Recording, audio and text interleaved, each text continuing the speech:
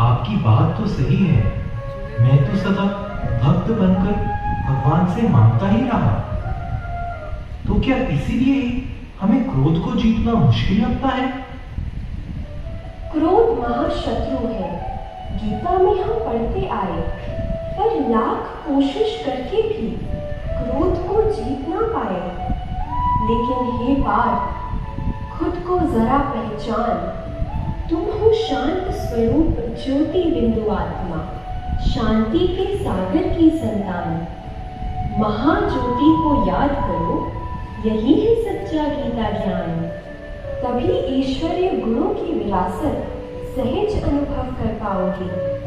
क्रोध तो क्या, सभी विकारों को बिना मेहनत जीत पाओगे।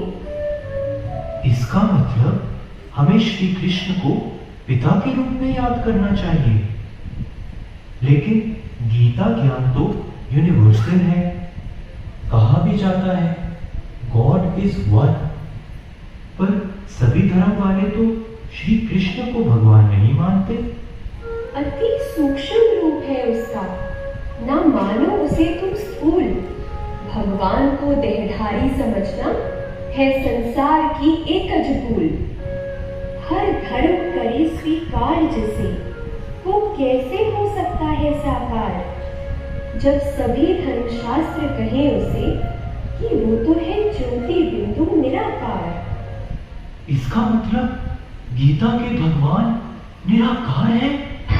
प्रभु नाम तेरे अनेकों हैं, पर रूप हमेशा एक रहा।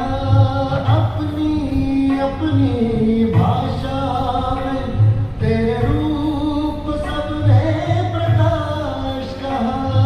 ईसा ने कहा तुझे लाए, मोहम्मद ने नूर पुकारा है।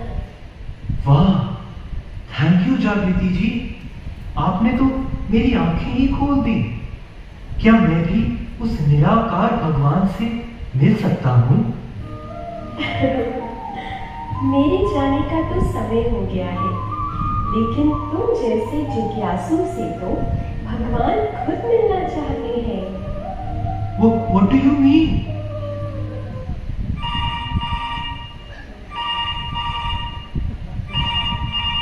असिस्टेंट डायरेक्टर का phone.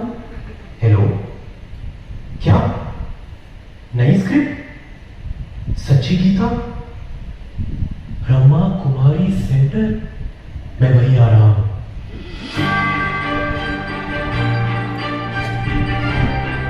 Breaking news, Shrimad Bhagavad Gita पर बन रही मूवी की शूटिंग बंद हुए आज पूरे 6 महीने हो गए हैं। लेकिन अब इस मूवी की शूटिंग एक नए सिरे से